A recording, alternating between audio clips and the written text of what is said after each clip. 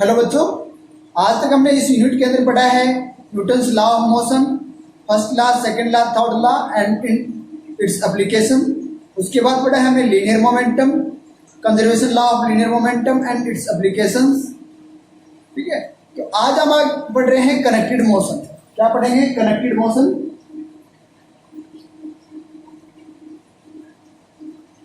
Connected motion के अंदर हम क्या करते हैं कि दो बॉडी एज्यूम करते हैं। Let us consider two body whose mass is m1 and m2.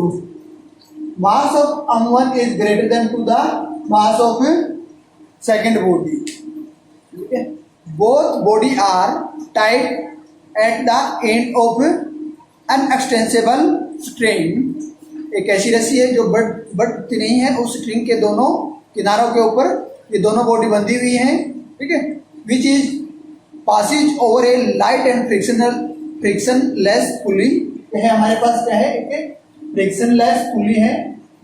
ठीक है, लाइट एंड फ्रिक्शनलेस पुली है। उस पुली के ऊपर से ये रस्सी पास होती है और उसके दोनों एंड्स के ऊपर, उस पुली के ऊपर जो रस्सी पास हो रही है उस रस्सी के दोनों एंड्स के ऊपर body m1 and m2 masses body जो है वो बंधी हुई है। ठीक है, तो क्या कह रहा है कि m1 मास जो बॉडी है वो हैवियर है। ये बॉडी है हमारे पास, ये इस बॉडी का मास क्या है? ये हमारे पास क्या है? m1 मास की बॉडी है। ठीक है, इस बॉडी का मास m1 है और इस बॉडी का मास क्या है? m2 मास। ठीक है, तो ये हमारे पास द हैवियर बॉडी, तो m1 मास जिसका ज्यादा है वो हैवियर है। The heavier body will move downwards and the lighter body will move upward. Let a is the common acceleration. क्या है? इन दोनों बॉडीज का, ये हैवी बॉडी है वो नीचे की तरफ मूव कर रही है और लाइट बॉडी है वो ऊपर की तरफ मूव कर रही है। तो दोनों का जो एक्सेलरेशन जो है वो कॉमन है। ठीक है, दोनों का एक्सेलरेशन क्या है? ए एक्सेलरेशन है, वो दोनों का क्या है? कॉमन है। ठीक है, तो उसको हम क्या कहेंगे? A is the common acceleration of system of the two bodies.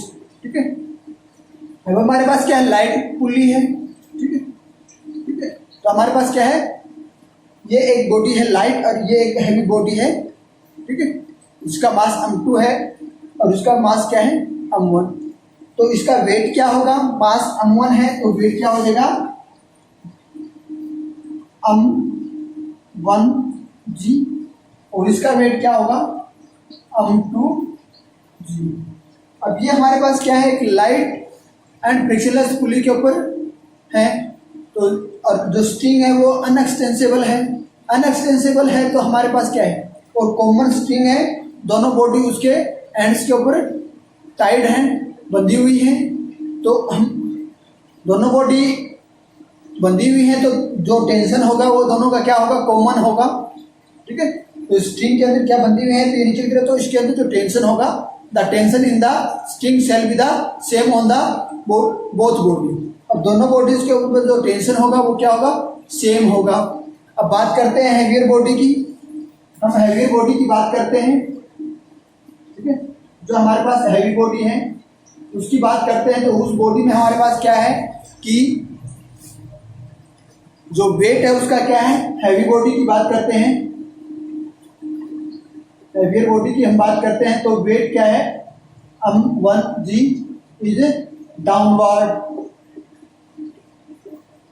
ठीक है, m1g हमारे पास क्या है? इसका वेट है एक्टिंग डाउनवर्ड। ठीक है, ये क्या है? हमारे पास एक्टिंग डाउनवर्ड कर रहा है, ये हमारे पास डाउनवर्ड है।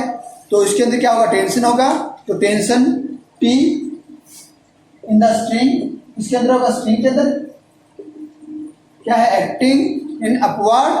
ठीक है, स्ट्रिंग एक्टिंग अपवर्ड, ये अपवर्ड, इसके अंदर क्या है? टेंशन है T। ये तो हमारे पास बॉडी है। ठीक है, यदि बॉडी है डाउनवर्ड मूव कर रही है, ये बॉडी डाउनवर्ड मूव कर रही है, as moving in downward, as moving in downward, ये हमारे पास बॉडी डाउनवर्ड मूव कर रही है, तो क्या है इसके अंदर एक्सेलरेशन है, विथ एक्सेलरेशन ए एक्सेलरेशन से डाउनवर्ड मूव कर रही है, तो इसकी ठीक है, और इसका क्या हो जाएगा, फोर्स क्या हो जाएगा, डाउनवर्ड विथ एक्सेलरेशन ए, ठीक है। द नेट डाउनवर्ड फोर्स क्या हो जाएगा, net downward force is m1a, ये हो जाएगा। m1a होगा तो हमारे पास क्या हो जाएगा, m1g, इसका क्या है वेट t, तो डाउनवर्ड फोर्स लगा हुआ है तो ये हमारे पास वेट डाउनवर्ड है, और ये हमारे पास क्या है टेंशन अपवर्ड है, तो ये माइनस हो जाएगा, इज इक्वल टू m1a। ये तो था हमारे पास हैवियर बॉडी के केस में। अब हम बात करते हैं लाइटर बॉडी की, बात करते हैं, ठीक है। तो लाइटर बॉडी की बात करते हैं तो हमारे पास क्या हो जाएगा, लाइटर बॉडी की बात करते हैं। लाइटर बॉडी के केस में हमारे पास क्या होगा, तो वेट है, वेट क्या है mg, m2g acting downward, weight इसका डाउनवर्ड है। टेंशन क्या है, इसके अंदर टेंशन भी है, क्या है T is the tension acting in upward, तो ये टेंशन है इसकी, ये क्या कर रही है, upward is tension in spring acting upward, ठीक है। तो ये है, अब ये बॉडी मूव किधर करी है, ऊपर की तरफ मूव करी है, ये इसकी टेंशन है, तो बॉडी ऊपर की तरफ मूव करी है, ऊपर की तरफ मूव कर रही है, तो इसका मतलब इसकी टेंशन ज्यादा है, तो at this move upward with acceleration A acceleration से अपवर्ड मूव करी है, तो नेट अपवर्ड फोर्स क्या हो जाएगा, नेट अपवर्ड फोर्स m2a हो जाएगा। ये हमारे पास क्या हो जाएगा, T माइनस m2g बराबर है m2a। ये हमारे पास क्या होगी, इसका फोर्स, ठीक है। तो अब इस इक्वेशन को और इसको हम दोनों को क्या करते हैं, ऐड कर देते हैं। क्या करेंगे, दोनों को ऐड कर देते हैं। दोनों को ऐड करेंगे तो हमारे पास क्या होगा, m1g minus t plus t m2g m1a plus m2a, t से t cancel, m1 minus m2 into g m1 plus m2 into a। तो ये है हमारे पास। अब एक्सेलरेशन निकालना है, तो एक्सेलरेशन निकालेंगे तो हमारे पास क्या हो जाएगा, m1 minus m2 upon m1 plus m2 into g। तो ये क्या है इसका एक्सेलरेशन, क्या है ये, इसके अंदर क्या है एक्सेलरेशन है। ये क्या है इसका एक्सेलरेशन, ये एक्सेलरेशन है, तो इससे हमें क्या पता चलता है कि a is less than g।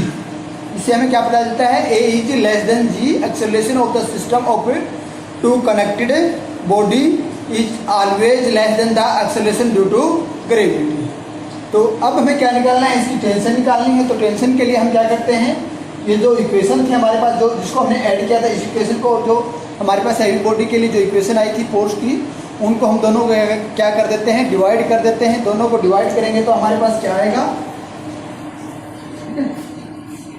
और डिवाइड करने के लिए हमारे पास उसकी इक्वेशन थी m1g माइनस टी अपॉन, ये हमारे पास क्या है, t minus m2g is equal to m1a upon m2a, ठीक है।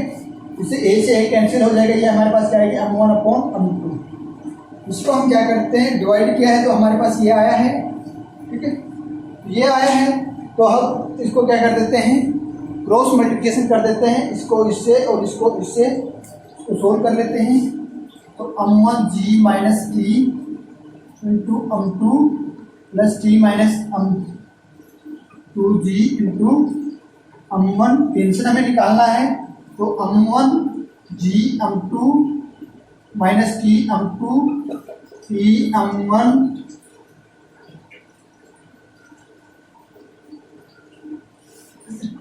माइनस m1 m2 g, जो हो जाएगा।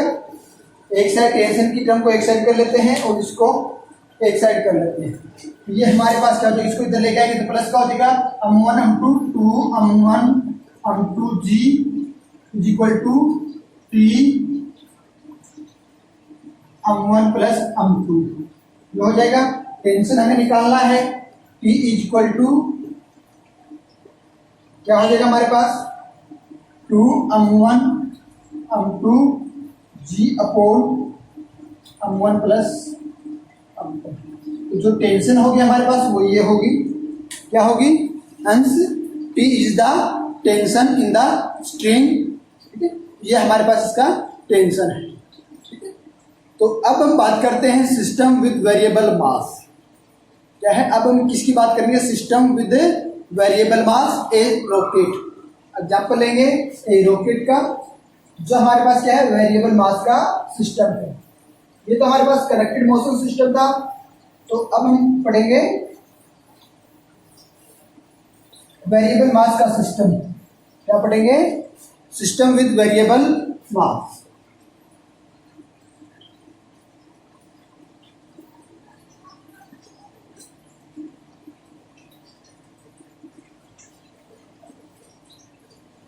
ठीक है, ए रॉकेट। ठीक है, क्या है, ए रॉकेट। ठीक है, ये हमारे पास क्या है, रॉकेट का एग्जांपल लेंगे। यूजुअली हमारे पास कोई भी सिस्टम होता है, वो सिस्टम क्या होता है, उसका जो टोटल मास होता है वो रिमेन कांस्टेंट। कोई भी सिस्टम होता है यूजुअली हमारे पास, वो सिस्टम का जो टोटल मास होता है वो रिमेन कांस्टेंट। ठीक है, वो क्या होता है, कांस्टेंट होता है। Sometime in case of rocket, rocket की बात करते हैं, द मास ऑफ इसका जो मास of the rocket does not remain constant.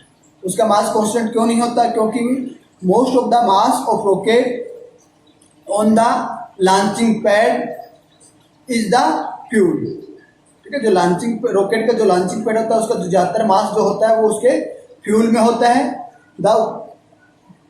जब उसका जो फ्यूल जो होता है वो बर्न करता है, बर्न करने के बाद जो कंबस्टन प्रोडक्ट होता है are ejected from the nozzle of the rocket. Engine, जो रॉकेट का जो इंजन होता है उसकी नोजल है, उससे हमारे पास कंबस्टन प्रोडक्ट, जो बर्न होने के बाद जो कंबस्टन प्रोडक्ट होता है वो उससे बाहर की तरफ निकलता है। We handle the variable mass situation. तो उस केस जब वो कंबस्टन प्रोडक्ट है नोजल्स के थ्रू बाहर निकलता है तो उस केस में हमारे पास वेरिएबल मास होता है और उसको हम हैंडल करते हैं by applying the Newton's second law of motion on the rocket and ejected combustion of the product. Product के जो कंबस्टन प्रोडक्ट है उसके ऊपर और रॉकेट के ऊपर, दोनों के ऊपर हम उस जो second law of Newton second law of motion apply करते हैं, उससे हम उसका जो वेरिएबल मास है उसको हम हैंडल करते हैं। तो इन केस में हम this case we assume that the external force, इस केस में हम एक्सटर्नल फोर्स को अज्यूम करते हैं। In this case we assume the external force, gravitational force, frictional force जो हमने अज्यूम किया है तो उसको हम क्या कर मान के चलते हैं, नेग्लिजिबल मान के चलते। जो भी हमने कंसीडर किया है आज वो ग्रेविटेशनल फोर्स होता है या हमारे पास फ्रिक्शनल फोर्स होता है, उसको हम क्या करते हैं, नेग्लिजिबल मान के चलते हैं। तो which is the no effect on the motion of rocket, जिससे उसकी रॉकेट के ऊपर कोई भी मोशन के ऊपर कोई भी इफेक्ट नहीं होता। तो हम क्या करते हैं, इसके लिए हम क्या करते हैं, कंसिडर ए रॉकेट। ठीक है, हमारे पास क्या है, एक रॉकेट है, हम एक रॉकेट कंसिडर करते हैं। ये हमारे पास क्या है, एक रॉकेट है।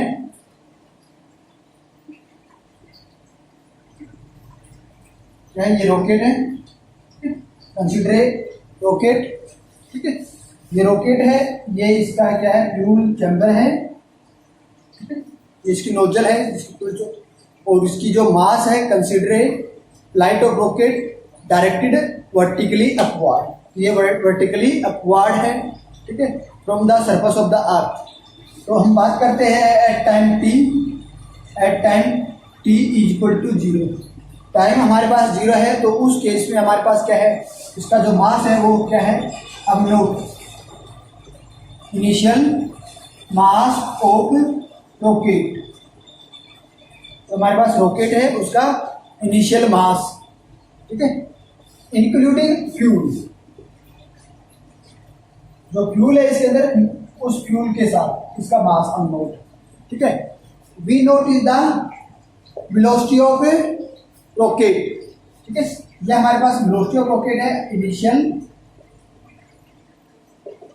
वेलोसिटी ऑफ रॉकेट, ठीक है, ये हमारे पास क्या है, इनिशियल वेलोसिटी ऑफ रॉकेट, हमारे पास इनिशियल वेलोसिटी है, इसका मास हम नोट इनिशियल मास, ठीक है, ये इनिशियल मास है, ठीक है।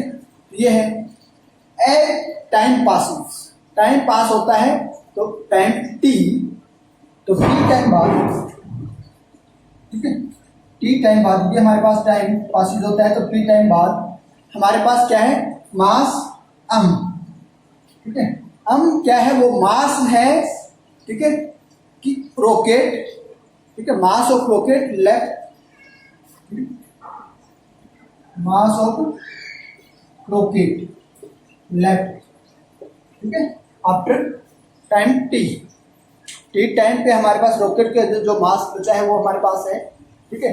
मीन्स क्या है, टी टाइम बाद क्या होता है, ये बर्न होना शुरू कर देता है, ये इस तरह से इसकी बर्निंग होगी तो इससे क्या निकलेगी, कंबस्शन प्रोडक्ट निकलेगा, तो उस केस में इसका मास क्या होता है, 0 हो जाता है, और वेलोसिटी क्या हो जाती है, v, v क्या है इसकी velocity, v is velocity acquired by the rocket, v is the velocity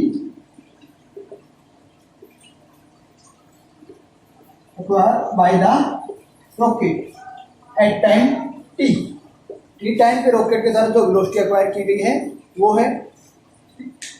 अब हमारे पास ये जो कंबस्शन हो रही है, फ्यूल कंबस्ट बर्न हो रहा है, तो हमारे पास क्या हो रही है, इससे कुछ गैस निकल रही है जिसको हम क्या बोलते हैं, कंबस्ट गैस बोला है, आर एस्केपिंग, तो इसका मास जो अमूमन जो मास है इज लेस देन अमूमन, क्यों, because some fuel are burn, ठीक है, सम फ्यूल क्या हो चुका है, बर्न हो चुका है, तो the exhausting gas are escaping, तो जो गैस थी वो बाहर निकल चुकी है, तो ये हमारे पास क्या है, इसका मास कम हो चुका है, मास कम हुआ है तो इसकी जो वेलोसिटी है v is greater than v not, ठीक है, v जो वेलोसिटी है इसकी वो ज़्यादा हो चुकी है, इससे ज़्यादा। अब हम बात करते हैं, suppose dm is a small mass, dm क्या है, स्मॉल मास चेंजेस, क्या है, स्मॉल मास चेंजेस है या स्मॉल मास डिक्रीजेज है in mass of the rocket, small mass decreases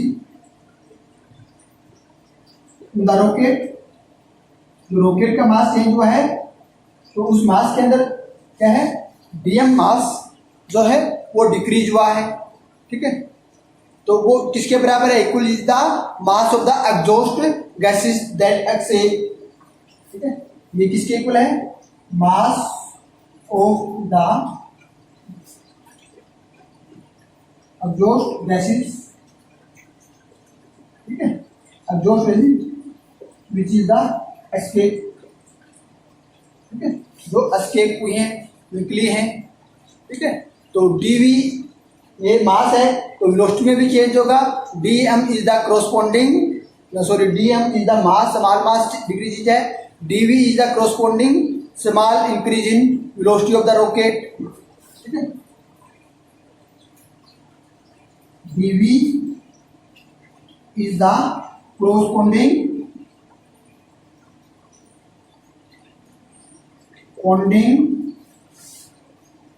velocity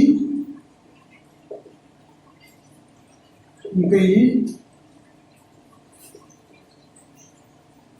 of the rocket, rocket की जो वेलोसिटी में चेंजेस हुआ है, इंक्रीज किया है, वो तो हमारे पास dv है, तो ये तो हमारे पास इसकी वेलोसिटी है, ठीक है, वैसे एस्केप, ठीक है, कॉरस्पॉन्डिंग। अब हमारे पास क्या है, vg है हमारे पास वेलोसिटी, ठीक है, vg वेलोसिटी क्या है, vg is the velocity of gas with respect to earth, कौन सी गैस का, जो एग्जॉस्ट गैस है, vg is the velocity of exhaust gases with respect to earth, ठीक है, ये है हमारे पास। अब जो vg है एग्जॉस्ट गैस की वेलोसिटी है is taken as the negative, ये हमेशा नेगेटिव ली जाती है। क्यों नेगेटिव ली जाती है? ठीक है, क्यों नेगेटिव ली जाती है? क्योंकि रॉकेट हमारे पास अपवर्ड मूव कर रहा है और ये वेलोसिटी है डाउनवर्ड मूव कर रही है, तो इसलिए अपोजिट डायरेक्शन में है, इसलिए VG always taken as the negative. तो according to the principle of conservation of linear momentum, हम लीनियर मोमेंटम के कंजर्वेशन प्रिंसिपल की बात करते हैं, तो हमारे पास क्या होगा? The linear momentum of mass of the rocket at initial t, जो स्टार्टिंग में जो मास था initial t must be equal to the sum of the linear momentum of rocket mass, जो ठीक है moving with velocity and linear momentum of mass of the exhaust gas moving with downward with velocity. ठीक है, तो हमारे पास जो total जो starting में मास था, स्टार्टिंग में मास हमारे पास क्या था? m था। स्टार्टिंग में हमारे पास क्या मास था? m मास था of the rocket at instant t की बात करते हैं तो वो किसके इक्वल है? Sum of the linear momentum of rocket mass. ठीक है, रॉकेट का मास चेंज हुआ है dm m माइनस dm, ये चेंज हुआ है। और क्या है? मूविंग विद वेलोसिटी v, तो वेलोसिटी v प्लस dv से मूव कर रही है, इंक्रीज हुई है dv वेलोसिटी, ये है। एंड और क्या है? Linear momentum of the mass dm of the exhaust gas moving downward, जो हमारे पास जो गैस है vg गैस जो है डाउनवर्ड मूव कर रही है। ठीक है, इसके विथ मास कितना मास हुआ है? dm। ठीक है, dm मास इसका चेंज हुआ है। ठीक है, प्लस dm मास जो है इसका है गैसेस का है, और vg वेलोसिटी इसकी चेंज हुई है, तो माइनस कितनी vg नेगेटिव क्यों ली है? क्योंकि ये हमारे पास डाउनवर्ड डायरेक्शन में है। तो ये हमारे पास क्या है? इसका conservation law of linear momentum है। तो इसको हम सोल्व करते हैं, क्या होगा हमारे पास?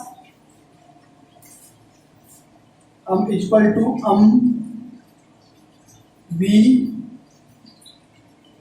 मल्टीप्लाई करते हैं v plus dv minus v dm minus dm dv minus vg dm। ठीक है, ये है, तो ये हमारे पास लीनियर मोमेंटम है v, तो उस केस में हमारे पास वेलोसिटी क्या है इसकी? v है। तो हमने सॉरी v लिखना भूल गए थे, तो लीनियर मोमेंटम की बात की थी, मोमेंटम थी, तो m इंटू v होता है, तो v हमारे पास जहां इसका मास m है उस केस में इसकी वेलोसिटी v। ठीक है, ये है तो हमारे पास अब इसको हम क्या करते हैं? सॉरी ये v हो जाएगा। ठीक है, तो v से v कैंसिल हो जाएगा। ठीक है, v से v कैंसिल हो जाएगा। अब हमारे पास क्या बचेगा? dv ये बचेगा, तो इसको हम जो हमारे पास क्या है मास जो है हमारे पास उसको एक साइड कर लेते हैं, बाकी टर्म एक साइड कर लेते हैं। तो इसको हम dv को एक साइड कर ले इज इक्वल टू, अब हमारे पास क्या बचेगा? अब हमारे पास क्या क्या टर्म बचेंगी? ठीक है, देखो v किस किस में कॉमन है? dm इन दोनों में कॉमन है, तो इसमें हम एक टर्म ये ले लेते हैं, ये हमने बाहर ले ही लिया। ठीक है, बाकी ये टर्म नेगेटिव है, तो नेगेटिव v dm, ठीक है, minus dv plus vg dm। ठीक है, ये हमारे पास है।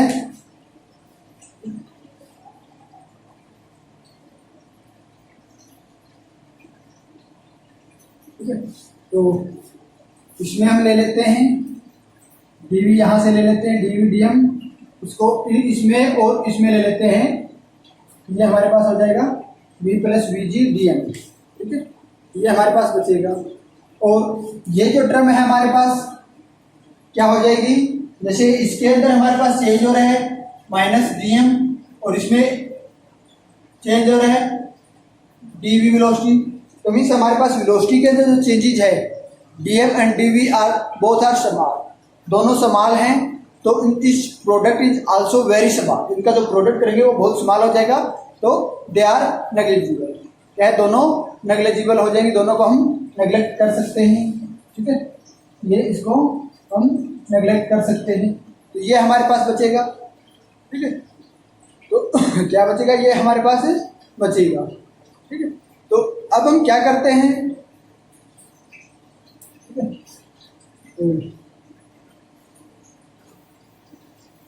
अब हम क्या करेंगे, अब हम रॉकेट जो अपने ऊपर की तरफ मूव कर रहा है, ठीक है, तो उस केस में हमारे पास जो ये वेलोसिटी चेंज हो रही है, वेलोसिटी के अंदर ये जो चेंज हो रहा है, ठीक है, when rocket has gone for away from earth the velocity of exhaust gas with represent the earth become irrelevant, ठीक है। जो हमारे पास रॉकेट अर्थ से बहुत ज़्यादा दूर चला जाता है, ठीक है, तो इसकी जो वेलोसिटी है ऑफ रॉकेट वो इररिलेवेंट हो जाती है अर्थ से। तो we take the relative velocity of exhaust gas with respect to the rocket, ठीक है। रॉकेट की वेलोसिटी जो है हमारे पास, उसके हम क्या लेंगे, जो एग्जॉस्ट गैस की जो वेलोसिटी है उसके रॉकेट के, हमारे जो एग्जॉस्ट क्या है, जो रॉकेट ऊपर जाएगा तो उसकी वेलोसिटी इररिलेवेंट हो जाएगी अर्थ की। तो अब हम जो रिलेटिव वेलोसिटी जो लेंगे वो रॉकेट के रिस्पेक्ट में लेंगे, रॉकेट के रिस्पेक्ट में लेंगे तो हमारे पास ये जो वेलोसिटी है v plus v g is equal to minus u, इसको हम माइनस यू मानेंगे। Again minus sign represent the downward direction of motion of the exhaust gas, ठीक है, जो गैसेज है उनकी डाउनवर्ड डायरेक्शन को रिप्रेजेंट करता है, और जो हमारे पास रॉकेट है उसकी डायरेक्शन क्या है, अपवर्ड डायरेक्शन है। तो अब हमारे पास ये क्या हो जाएगा, हम dv इज इक्वल टू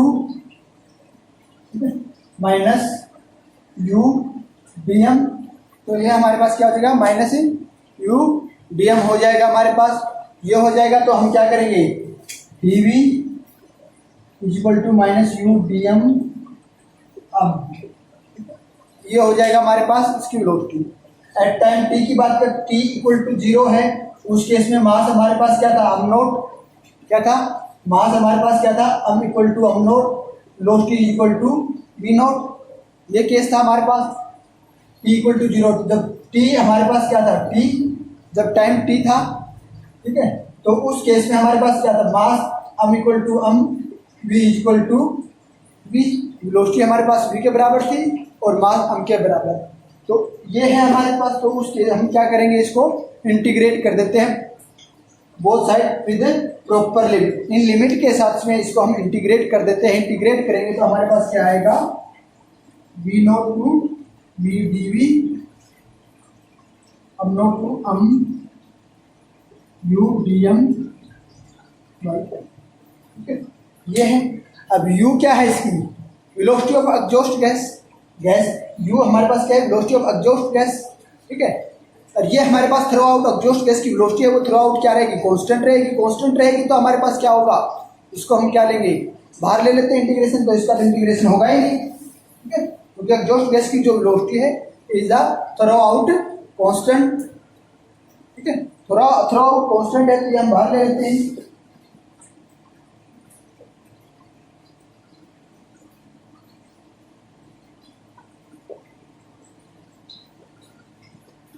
तो इसका हम इंटीग्रेशन करते हैं, इंटीग्रेशन करेंगे तो हमारे पास क्या होगा,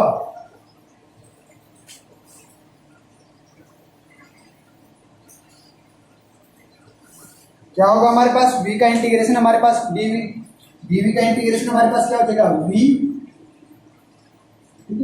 v not to v minus u, one by m का इंटीग्रेशन हमारे पास क्या हो जाएगा, log, ठीक है, log natural log m not हम, अब लिमिट पुट कर देते हैं, लिमिट पुट करेंगे तो हमारे पास क्या होगा, v minus v not minus u natural log e m minus log e m, ये हमारे पास इसका इंटीग्रेशन होगा। तो इसको आगे भी सोल्व कर सकते हैं, तो ये हमारे पास आगे सोल्व करेंगे तो लॉग हमारे पास क्या आ जाएगा, natural log m upon m not हो जाएगा। सोल्व कर लो, log e m upon m not. इस पॉजिटिव साइन को खत्म करना है तो हम क्या करते हैं, अम नोट ऊपर ले जाते हैं, अम को नीचे ले जाते हैं,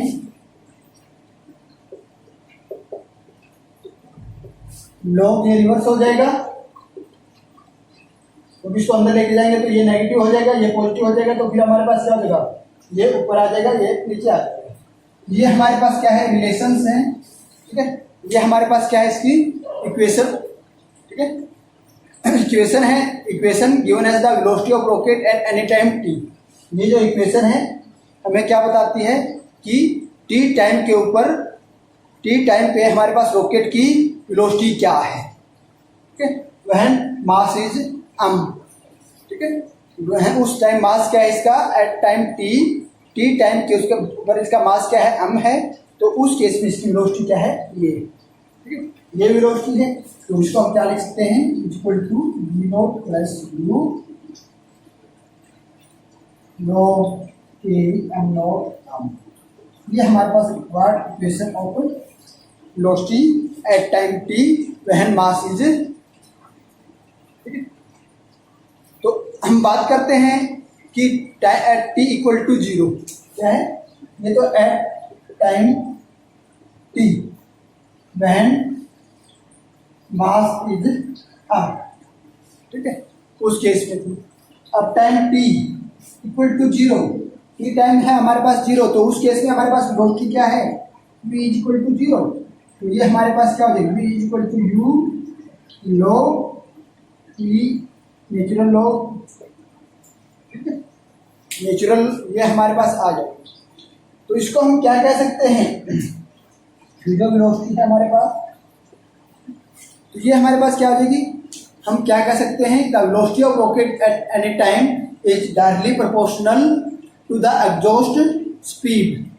एग्जॉस्ट स्पीड क्या है, u of the gas and natural log of the ratio of the initial mass of the rocket to the mass at time of particular instant।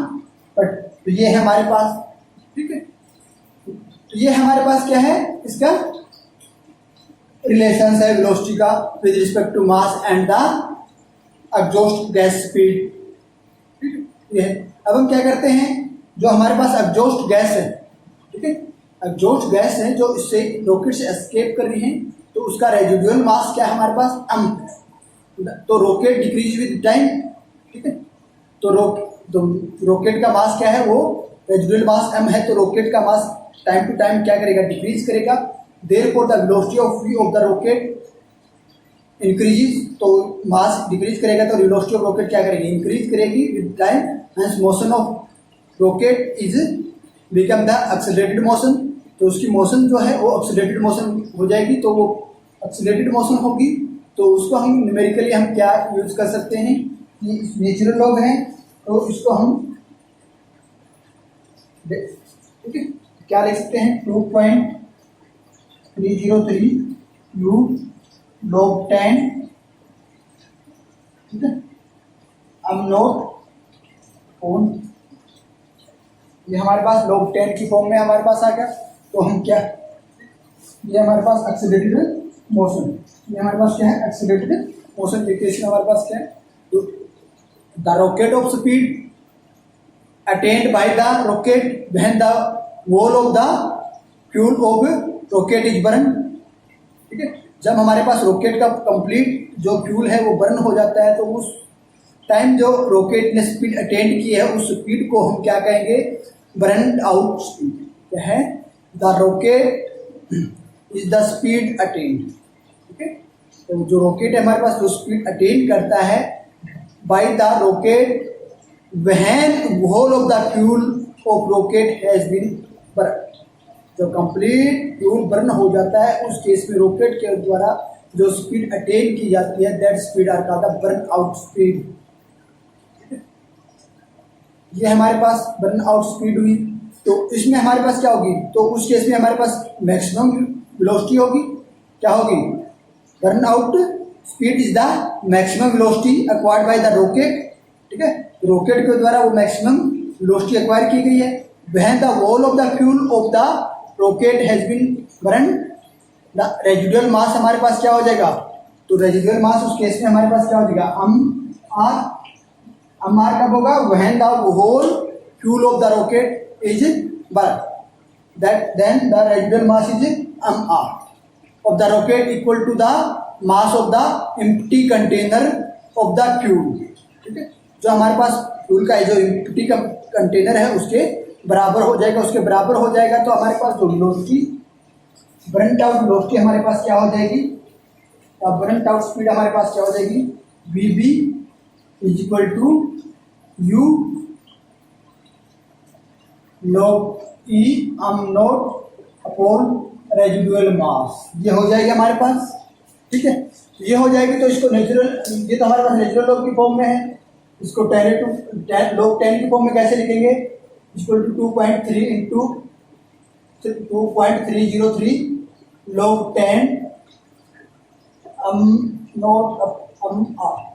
ये हमारे पास क्या हो जाएगी, इसकी वेलोसिटी हो जाएगी. वेलोसिटी मैक्सिमम वेलोसिटी कह सकते हैं, बर्न आउट वेलोसिटी भी कह सकते हैं, attend bye the rocket when complete fuel is burn. तो अब हमारे पास क्या है, thrust on the rocket. Rocket के ऊपर थ्रस्ट क्या होगा, thrust on the rocket. Rocket के ऊपर थ्रस्ट क्या होगा,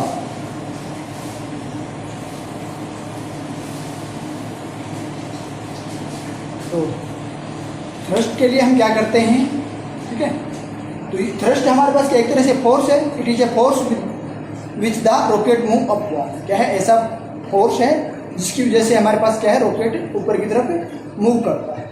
मूव करता है तो हमारे पास जो हमारे पास एक इक्वेशन आई थी, याद हो तो, हम dv is equal to minus u d M.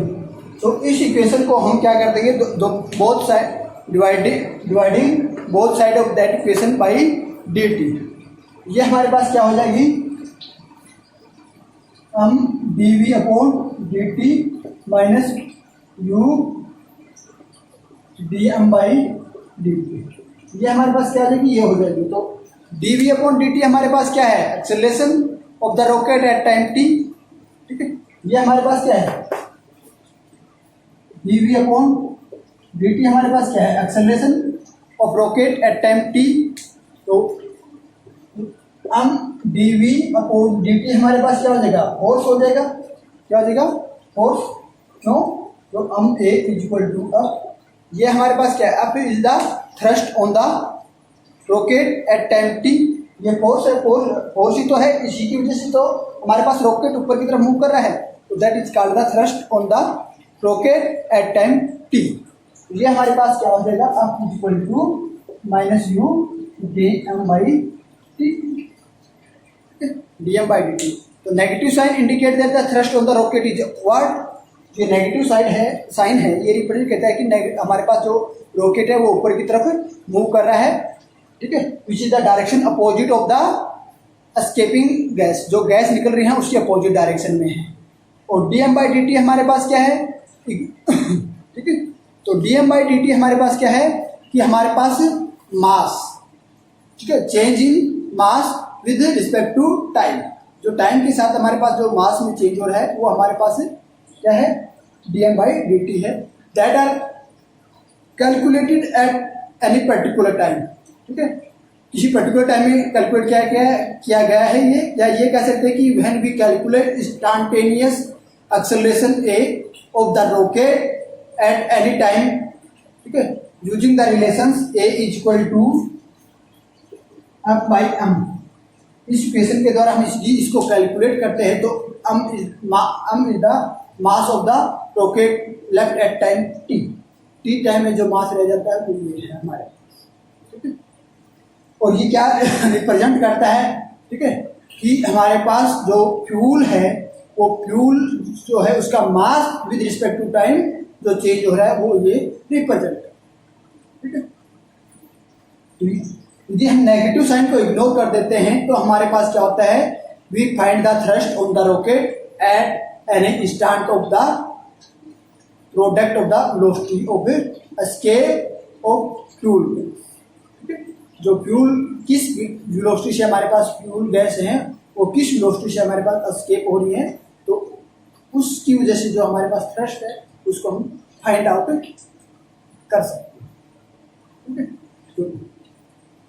और इसका हम क्या कहते हैं कि if the effect of gravity, यदि हमारे पास ग्रेविटी का इफेक्ट है on A motion of the rocket were taken into account, यदि हमारे पास एक्सेलरेशन को या जो ड्यू टू ग्रेविटी को हम इसके अंदर लेते हैं तो उस केस में हमारे पास क्या, upward thrust of the rocket will decreasing by ums, ठीक है। तो हमारे पास जो अपवर्ड थ्रस्ट है, ये जो अपवर्ड थ्रस्ट है ये अम्स से डिक्रीज करेगा यदि हम एक्सेलरेशन ड्यू टू ग्रेविटी को इसके अंदर इंक्लूड करते हैं, उसके अनुसार इसको हम कैलकुलेट करते हैं। तो बिकॉज, ठीक है, तो ये हमारे पास है, क्यों, क्योंकि हमारे पास large value of v and dm by dt affect the gravity equally, तो इसलिए हमने इसको हमने लिया क्यों नहीं है, क्योंकि large value of v and dm by dt is negligible the effect of gravity, ये ग्रेविटी के इफेक्ट को नेग्लिजिबल कर देते हैं क्योंकि u की और dm by dt की वैल्यू जो है वो हमारे पास है लार्ज। ये हमारे पास क्या था, ठीक है, system of variable mass the rocket. तो अब हम नेक्स्ट टॉपिक की बात करते हैं। तो नेक्स्ट टॉपिक हमारे पास क्या है, इक्विलिब्रियम ऑफ कंकरेंट फोर्सेस। क्या है हमारे पास, equilibrium of concurrent forces.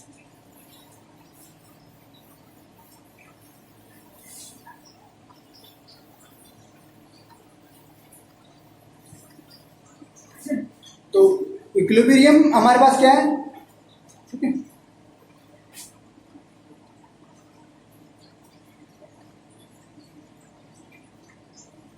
Concurrent forces, ठीक है। कंकरेंट फोर्सेस हमारे पास क्या होते हैं, इक्विलिब्रियम क्या होता है,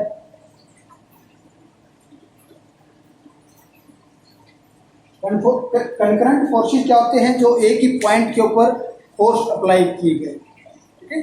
मींस क्या है, एक हमारे पास क्या है, कोई मान लीजिए पॉइंट है, इस पॉइंट के ऊपर जितने भी फोर्स अप्लाई किए गए वो सभी फोर्स जो है वो कंकरेंट फोर्स है, ठीक है।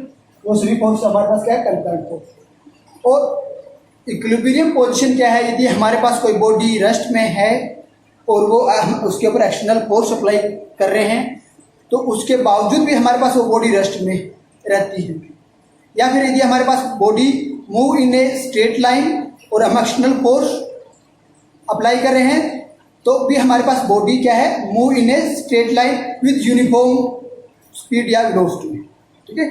पहले जिस स्पीड और वेलोसिटी से मूव कर रही थी उसी स्पीड और वेलोसिटी से वो क्या है, मूव करती रहे इन ए स्ट्रेट लाइन या सेम डायरेक्शन, ठीक है, आफ्टर अप्लाइंग ए एक्सटर्नल फोर्स, तो भी हमारे पास वो बॉडी क्या कहलाएगी, इक्विलिब्रियम में कहलाएगी,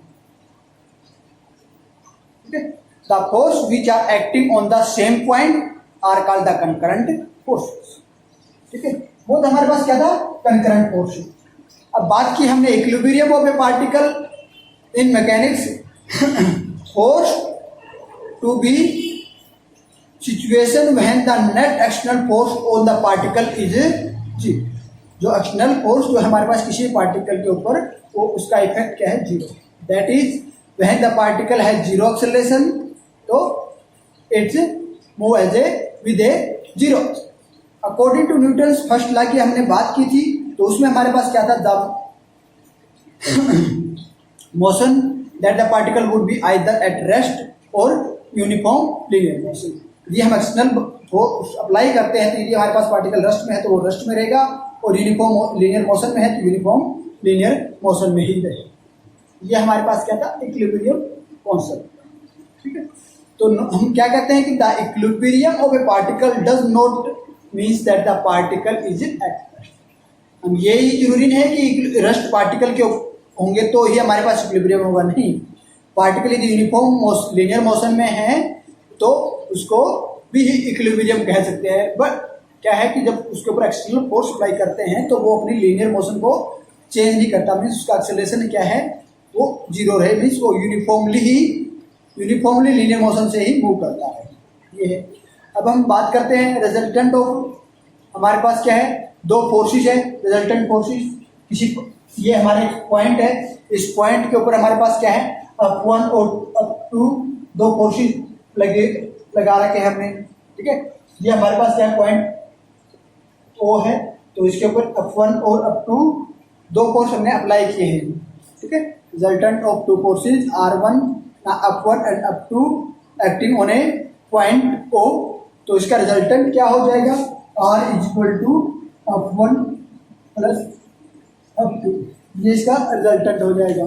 तो अब हम कहते हैं कि इक्विलिब्रियम कि हमारे पास क्या होगा, वो इक्विलिब्रियम में होगा, तो इक्विलिब्रियम रिक्वायर है, तो हमारे पास क्या हो जाएगा, R equal to F1 plus F2 is equal to 0, ये 0 में होगा, तो F1 प्लस F2 इज 0, तो F1 is equal to minus, ये हमारे पास हो जाएगा। तो ये हमारे पास क्या है, that is the two force of particle must be equal and opposite, ये हमें रिप्रेजेंट बताता है। तो ये तो हमारे पास था टू फोर्सेज की हमने बात की थी। अब हमारे पास क्या है, कोई पॉइंट है, ठीक है, at that point the concurrent force F1 F2 and F3 are acting, ठीक है। अब हमारे पास कोई पॉइंट है, मान लिया, हम इसी पॉइंट को मान लेते हैं, इस पॉइंट के ऊपर हमारे पास क्या है, तीन फोर्सेज है, कंकरेंट फोर्सेज है F1 F2 एंड F3, क्या है हमारे पास तीन फोर्सेज है, ठीक है, F1 फोर्स है, F2 फोर्स है और F3 फोर्स, ये तीन फोर्स है, पॉइंट ए बी फोर्स, ये ओ पॉइंट के ऊपर हमारे पास तीन कंकरेंट फोर्सेज, ठीक है। तो अब हम क्या करते हैं कि इन दोनों के रिस्पेक्ट में हम एक पैरेललोग्राम ड्रा करें, ड्रा ए या complete a parallelogram O A C dash कर लेते हैं, जिसको ऊपर की तरफ ले लेते हैं, इसके ऊपर, ठीक है।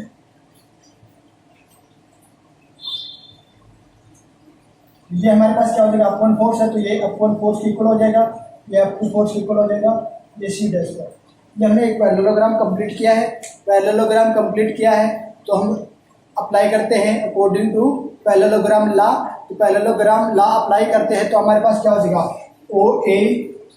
ओ A plus O B, according to parallelogram law से हम निकालते हैं, तो O A plus O B is equal to O C, ये होता है हमारे पास according to law of parallelogram.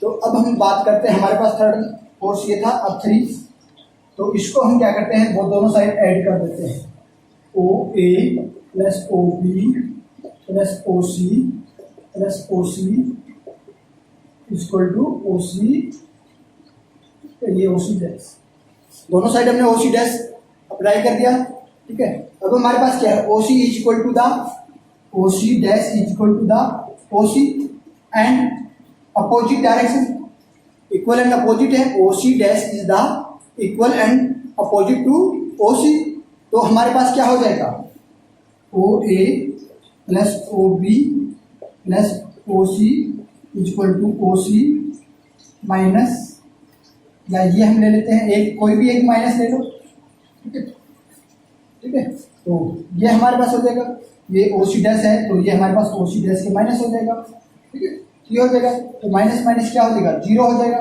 तो इसको हम क्या लिख सकते हैं, जीरो लिख सकते हैं, इसको हम क्या लिख सकते हैं, जीरो लिख सकते हैं। तो हमारे पास तीन फोर्सेस, ये फोर्सेस क्या है, F1 फोर्स है, ये F2 फोर्स है, ये हमारे पास क्या F3 फोर्स है इक्वल टू जी। तो हमारे पास क्या है, concurrent forces, concurrent forces F1 F2 and F3 will be the n equilibrium when resultant of F1 and F2 is equal to the opposite of the third, ठीक है।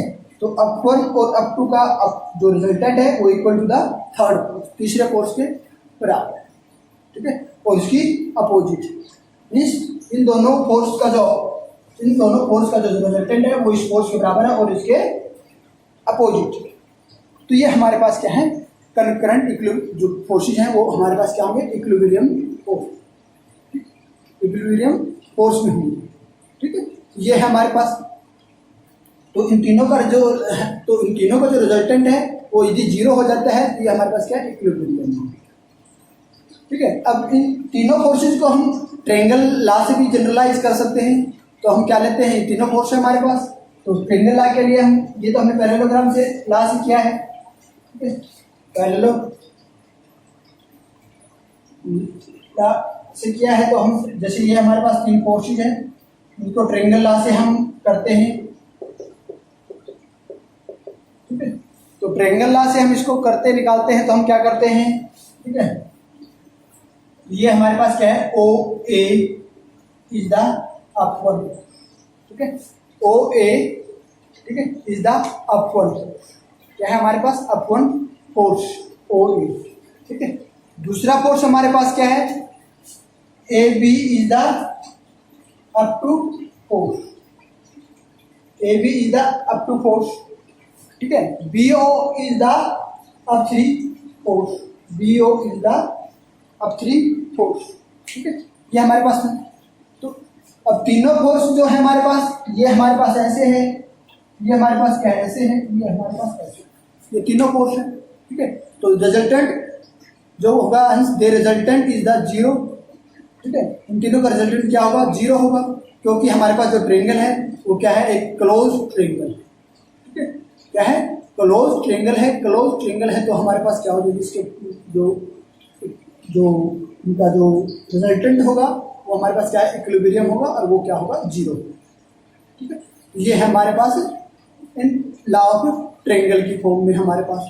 तो अब हम क्या बात करते हैं कि ये particle under the action of forces, n forces है हमारे पास, विल बी एन इक्विलिब्रियम, ठीक है। ये हमारे पास अनफोर्सेज होते हैं, up 1 up 2 up 3 and so up 3।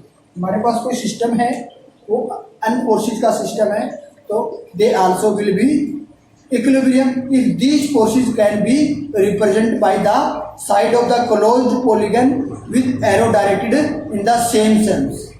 सभी का जो एरो की जो डायरेक्शन है वो सेम सेंस में हो, और ये एक पॉलीगन की क्लोज पॉलीगन की डायरेक्शन को शो करते हैं। तो हमारे पास क्या होंगे, ये that are also in the equilibrium, ये सभी हमारे पास क्या होंगे, इक्विलिब्रियम में होंगे, ठीक है।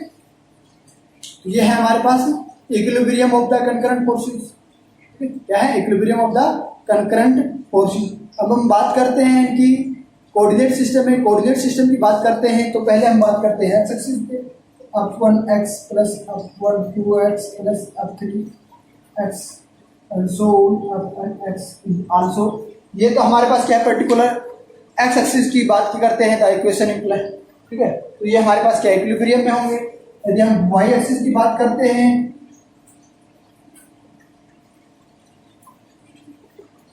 they are also 0, and z axis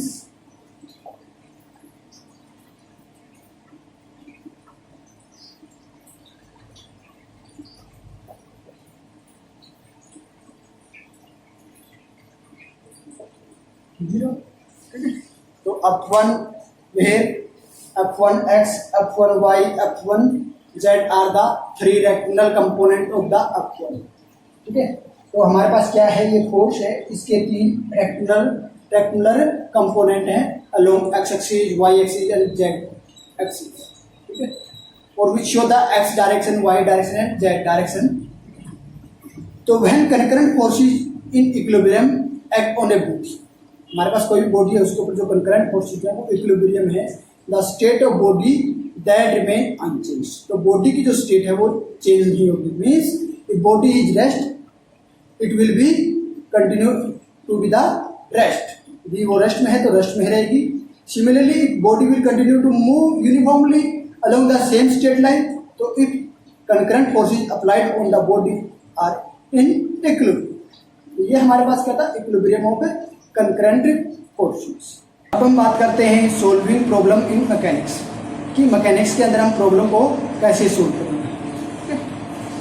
solving problem in mechanics, हमारे पास क्या है, मैकेनिक्स जो है उसके अंदर हमारे पास कोई भी प्रॉब्लम है उसको सोल्व कैसे करेंगे।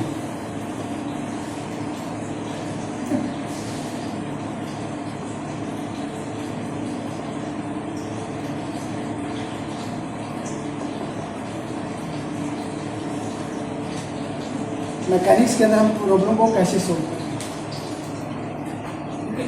तो हमारे पास क्या है, मैकेनिक्स की हम बात करते हैं तो we often came across a system consisting a number of body under the action of number of forces. तो हमारे पास क्या है, कोई भी हमारे पास बॉडी होती है, मैकेनिक्स की बात करते हैं तो हमारे पास उसके अंदर कोई भी बॉडी होती है तो उसके अंदर हमारे पास क्या होते हैं, नंबर ऑफ फोर्सेस एक्ट करते हैं, ठीक है, और नंबर ऑफ पार्टिकल से बॉडी हमारे पास कंस्टिट्यूट होती है। तो नंबर ऑफ फोर्सेस एक्ट करते हैं जैसे like gravitation force, frictional force, ठीक है, force due to connecting string, ये सभी टाइप के फोर्स हमारे पास उसके ऊपर अप्लाई करते हैं। तो हमने इसको सोल्व करना है तो उसकी तो ये हमारे तरह से एक तरह से सभी टाइप के फोर्स अप्लाई किए गए हैं इसके ऊपर। तो ये हमारे पास क्या है, टिपिकल प्रॉब्लम बन जाती है मैकेनिक्स के अंदर। तो इसको सोल्व करने के लिए हम क्या क्या करेंगे, सबसे पहले हम क्या करेंगे, draw the diagram showing various part of the system with link.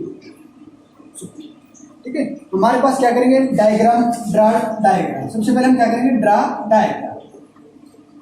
ठीक है, ठीक है, एक डायग्राम ड्रा करेंगे।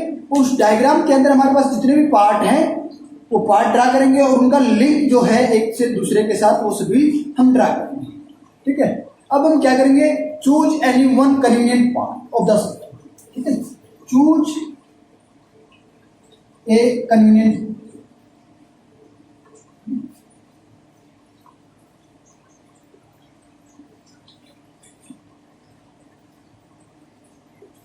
Convenient part. ठीक है, एक कन्वीनियंट पार्ट हम चूज करेंगे जिससे हम क्या करेंगे ऑफ द सिस्टम, जिससे हम इसको सोल्व कर सकते हैं। ठीक है, अब जो कन्वीनियंट पार्ट हमने चूज किया है, ठीक है, जो हमने कन्वीनियंट पार्ट हमने चूज किया है उस कन्वीनियंट पार्ट का हम क्या करेंगे, ड्रा करेंगे। ठीक है, ड्रा द चूजिंग पार्ट। जो पार्ट हमने चूज किया है उस पार्ट को हम क्या करेंगे, ठीक है, उस पार्ट को हम ड्रा करेंगे। ठीक है, जो पार्ट हमने चूज किया है उस पार्ट को हम क्या करेंगे, ड्रा करेंगे। ठीक है, and showing the force on the chosen part. उस चूजन पार्ट के ऊपर हमारे पास जितने भी फोर्स, ठीक है, जितने भी फोर्स हमारे पास क्या है अप्लाई किए गए उन सभी फोर्स को हम करेंगे। ठीक है, और हमारे पास जो रिमेनिंग पार्ट है उसको भी हम ध्यान में रखते हुए सभी फोर्सेस को उसके अंदर ड्रा करेंगे। ठीक है, फिर हमारे पास जो वो डायग्राम जो होगा वो हमारे पास क्या करेगा, फ्री बॉडी डायग्राम। ठीक है, जो हमने कन्वीनियंट पार्ट हमने चूज किया था उस चूजिंग पार्ट का हमने क्या किया है, दोबारा से ड्रा किया है। उसमें हमने वो सारे फोर्सेस दिखाए हैं जो remaining part of the system के साथ लिंकिंग थे। ठीक है, या किसी दूसरी बॉडी के साथ लिंकिंग थे। तो और उस जो पार्ट अलग से हमने चूज किया हुआ पार्ट है उस पार्ट को हम क्या करेंगे, प्री बॉडी डायग्राम, उसको हम प्री बॉडी डायग्राम अज्यूम करेंगे। ठीक है, तो इसके अंदर हमारे पास क्या होगा, जो प्री बॉडी डायग्राम है उसके अंदर हम जो जितनी भी इंफॉर्मेशन है, ठीक है, इसके अंदर हमारे पास information about magnitude and direction of forces. ठीक है, हम क्या करेंगे, इंक्लूड इंफॉर्मेशन, जितनी भी इंफॉर्मेशन हमें रिक्वायर है about magnitude and direction of forces that are either given और यू आर श्योर, कि हम जिस वैल्यू के ऊपर या जो हमारे पास इंफॉर्मेशन है उसके ऊपर हम श्योर है या जो वैल्यू हमें दी गई है तो वो वैल्यू हम इसके अंदर इंक्लूड करेंगे। जो बाकी जो बची हुई है the rest should be treated as unknown, जो जितनी बची हुई हैं उनको हम क्या अननोन अज्यूम करेंगे। फिर हम क्या करेंगे, इसके ऊपर जो नेट फोर्स है उसको कैलकुलेट करेंगे। ठीक है, उसको कैलकुलेट करने के साथ हमारे पास जो, ठीक है, इसकी हमारे पास जो इसकी डायरेक्शन क्या है, पर्टिकुलर डायरेक्शन, ठीक है, इस मास डायरेक्शन क्या है, टाइम क्या है, एक्सेलरेशन क्या है, ठीक है, वो सारी चीजें हम इसके साथ कैलकुलेट करेंगे। ये सभी चीजें कैलकुलेट करने के साथ हमारे पास क्या है, we follow the same procedure for the other part of the system. ठीक है, एक पार्ट का हमने ये सारी चीजें कैलकुलेट कर लिया, इसी तरह हम क्या है जो दूसरा पार्ट है सिस्टम का उसको साथ में ये सारी इंफॉर्मेशन जो सारा जो सिस्टम है ये सारी जो इंफॉर्मेशन है मीन्स हम दूसरे पार्ट को भी लेंगे उसमें भी हम सेम प्रोसीजर फॉलो करेंगे और ये सारे हैं। फिर उसको हम क्या करेंगे, सोल्व करेंगे, कंबाइन करके लास्ट में हम उनको सोल्व कर लेंगे जो हमें रिक्वायर है वो चीजें। तो ये हमारे पास क्या है, लॉ ऑफ मोशन। क्या है लॉ ऑफ मोशन, इसके अंदर हमने पढ़ा है कि हमारे पास न्यूटन्स लॉ ऑफ मोशन कैसे आए हैं। ठीक है, तो फर्स्ट लॉ ऑफ मोशन क्या है, सेकंड लॉ ऑफ मोशन क्या है, थर्ड लॉ ऑफ मोशन क्या है, इनकी एप्लीकेशंस क्या है, इनको हमने ड्राइव कैसे किया है, लीनियर मोमेंटम हमारे पास क्या है, conservation law of linear momentum क्या है, ठीक है, इसकी एप्लीकेशंस क्या है। तो इससे रिलेटेड हमारे पास क्या थी, प्रॉब्लम क्या थी, अपरेंट वेट प्रॉब्लम थी, ठीक है, कार्ट प्रॉब्लम थी, ओशन कार्ट प्रॉब्लम थी, रॉकेट प्रॉब्लम थी, ठीक है। तो ये हमारे पास क्या है, और अपरेंट जो हमारे concurrent equilibrium of the concurrent forces, ये भी हमने पढ़ा है। तो ये आज हमने इस चीज को जो फोर्सेज पार्ट जो है इसको कंप्लीट किया है। तो नेक्स्ट टॉपिक हम शुरू करेंगे फ्रिक्शन से रिलेटेड। तो आज के लिए काफी है। Okay, thank you.